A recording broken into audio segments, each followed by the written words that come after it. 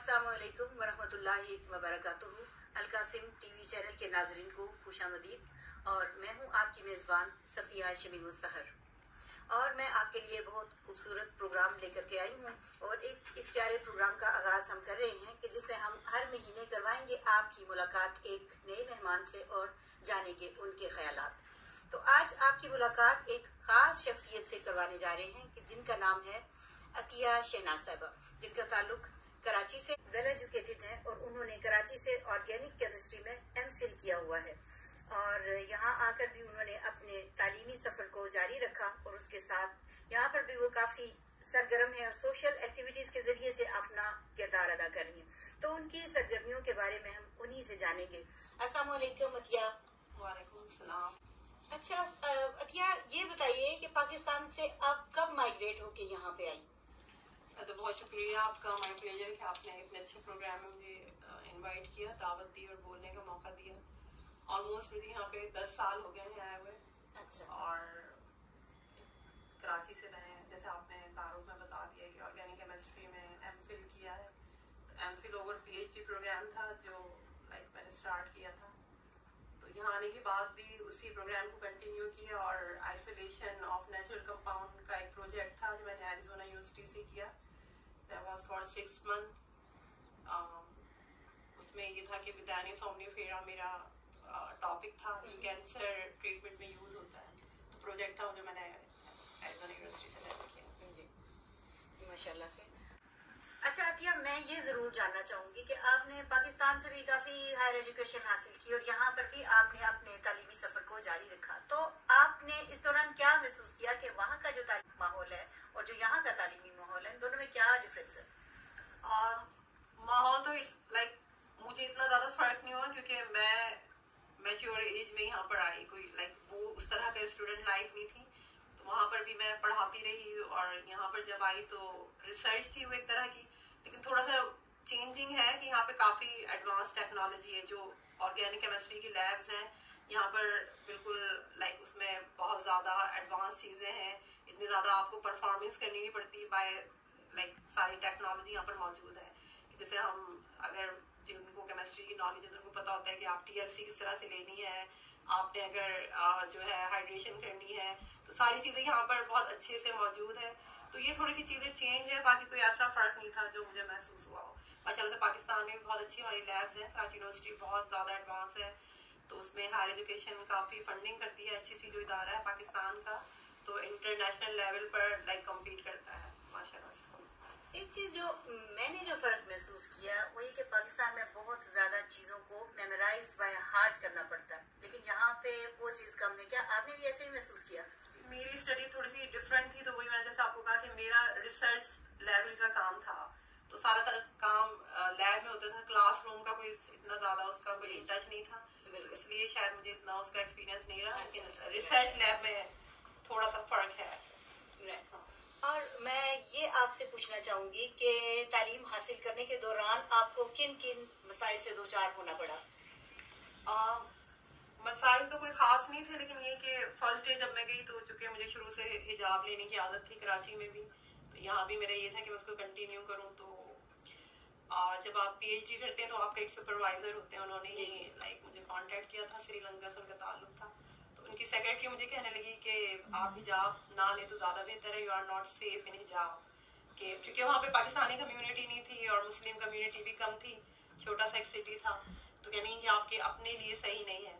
तो 1-2 दिन तो मैं नहीं गई, मैंने ज्वाइन नहीं किया क्योंकि मैं बड़ी कंफ्यूज थी कि मैं क्या करूं। लेकिन फिर वही होता है कि जैसे आपकी नियत होती है, अल्लाह ताला वैसे रास्ते बनाता है। तो फिर एक फैमिली से मुलाकात हुई, उन्होंने बहुत अच्छे से मुझे गाइड किया कि ये फिक्रा तो हम सुनते रहते हैं कि मौत बरहक है, लेकिन किसी के अल्फाज आपके जहन में बैठ जाते हैं। फिर उन्होंने मुझे अच्छे से बताया कि वैसे भी हमारा ईमान है, बिलीव है कि हमने मरना है, तो फिर हम क्यों अपनी आइडेंटिटी को खत्म करके इस इश्यू को बढ़ाएं। तो शुरू से मेरा अपना फिर इस पॉइंट को मैंने अपने जहन में बिठा लिया कि अपनी आइडेंटिटी बरकरार रखनी है, आप किसी भी शोबे में जाएं। तो बस एक छोटा सा मसला था, लेकिन जब फिर मैं अपने सुपरवाइजर से मिली तो उन्होंने काफी मेरी हिम्मत बढ़ाई। उन्होंने कहा कि कोई मसला नहीं है, आप जिस तरह से चाहें आप आके अपना काम करें। फिर मुझे उन्होंने एक नमाज का कमरा भी अलहदा से दिया और बहुत अच्छे से मैंने अपना काम किया। बिल्कुल, अल्हम्दुलिल्लाह यहाँ से हम लोगों को रिलीजियस फ्रीडम जो है वो हासिल है।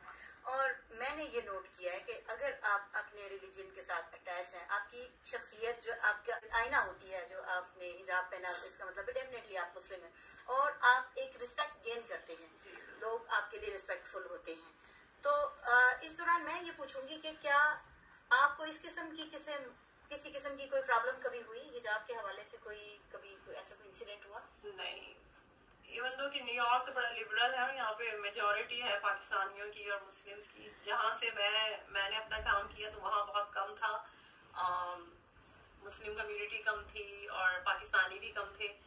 लेकिन अल्हम्दुलिल्लाह मुझे कभी कोई डिस्क्रिमिनेशन का सामना नहीं करना पड़ा, कोई रेसिज्म मैंने फील नहीं की कभी। और बड़ा मैं अपने आप को कॉन्फिडेंट और सेफ महसूस करती थी और मुझे अच्छा लगता था कि कोई मुझे ये ना कहे कि वेयर यू फ्रॉम, कि आप जो है कहाँ से हैं। मुझे हमेशा से बॉदर करता था कि आप लगेंगे आप पाकिस्तानी और इस्लामी खातून हैं, आपसे सवाल ना किया जाए कि आपसे पूछा जाए, आपकी शख्सियत का पता होना चाहिए कि आप किस मजहब से बिलोंग करती हैं और कौन से कल्चर से आप बिलोंग करती हैं। तो ये आपकी, मैं समझती हूँ, एक बहुत बड़ी अचीवमेंट और कामयाबी होती है जब आप अपने मुल्क से दूसरे मुल्क जाएं। तो इस चीज को जरूर बरकरार रखें और माशाल्लाह से मुझे कभी कोई प्रॉब्लम नहीं है। बिल्कुल माशाल्लाह से किया।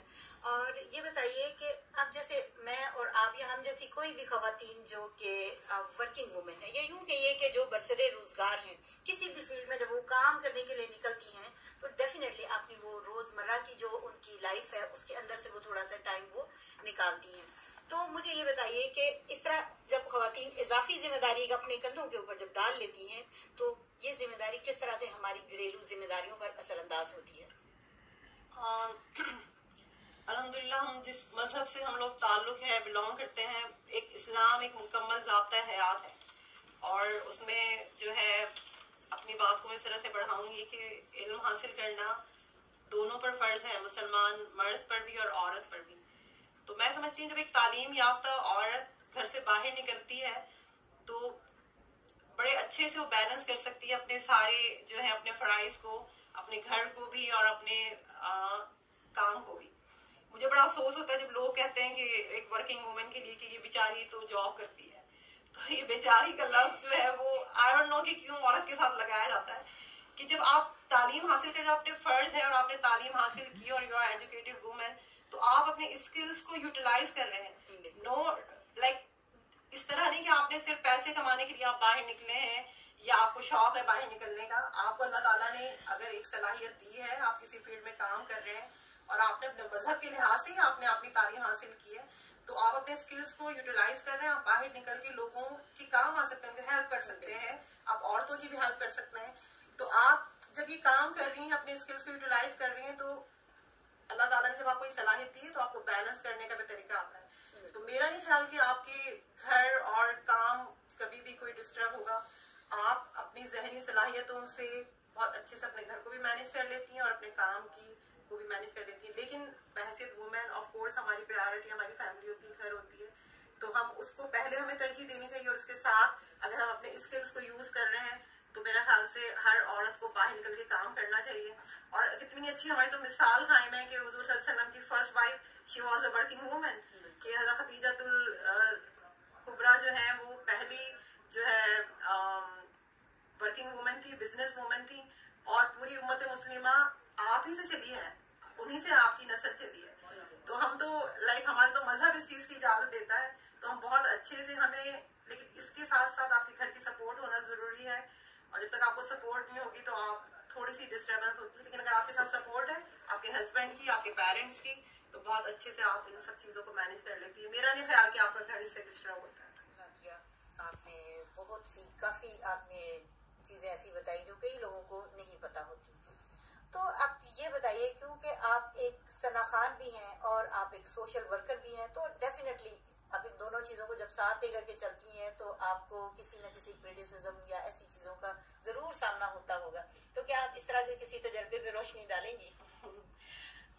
जरूर, क्योंकि मेरा ख्याल है कि दीन और दुनिया अलग अलग नहीं है।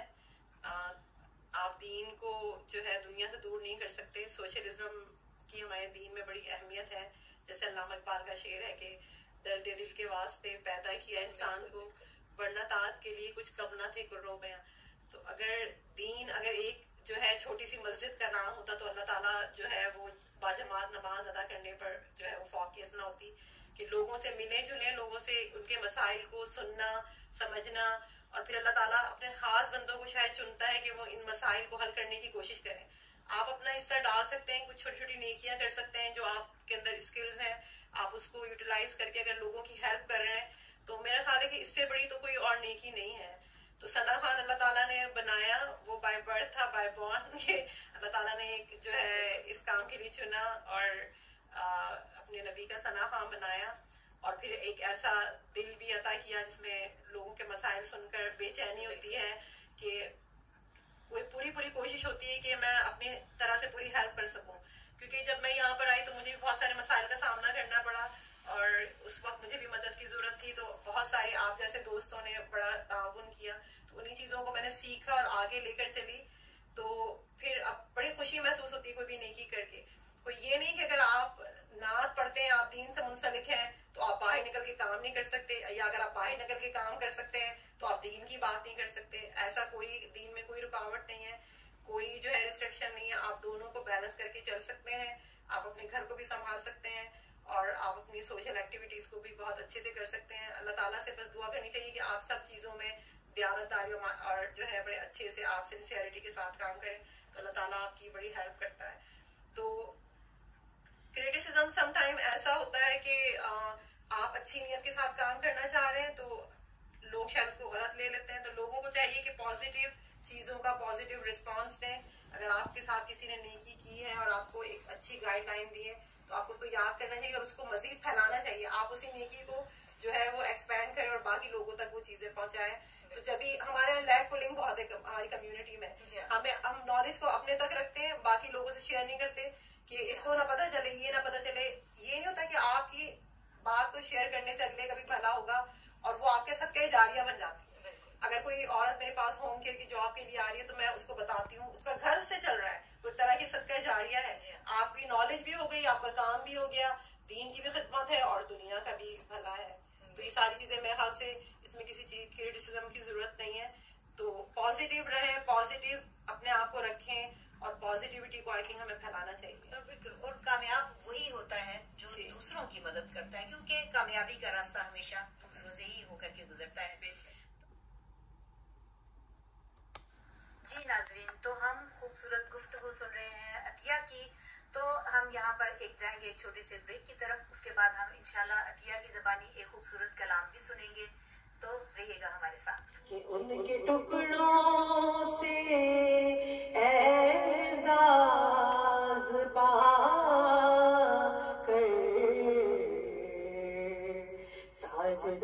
ताजदारों की सफ में खड़ा माशाल्लाह अतिया, बहुत ही खूबसूरत कलाम सुनाया आपने। तो नाज़रीन, यकीनन आपको अतिया शहनाज की खूबसूरत आवाज़ में ये कलाम बहुत पसंद आया होगा और आप इनकी खूबसूरत गुफ्तगू से ज़रूर महसूस हुए होंगे। ज़रूर आपने इनकी तजवीज़ से अपने लिए बेहतर और मस्बत रास्ता चुनने के लिए रहनुमाई भी हासिल की होगी। तो यहाँ पर हमारे प्रोग्राम का इख्तिताम होता है। अगले महीने फिर हाजिर होंगे एक नए मेहमान के साथ। इजाज़त दीजिए अपनी सफिया बाजी को। अल्लाह हाफिज़।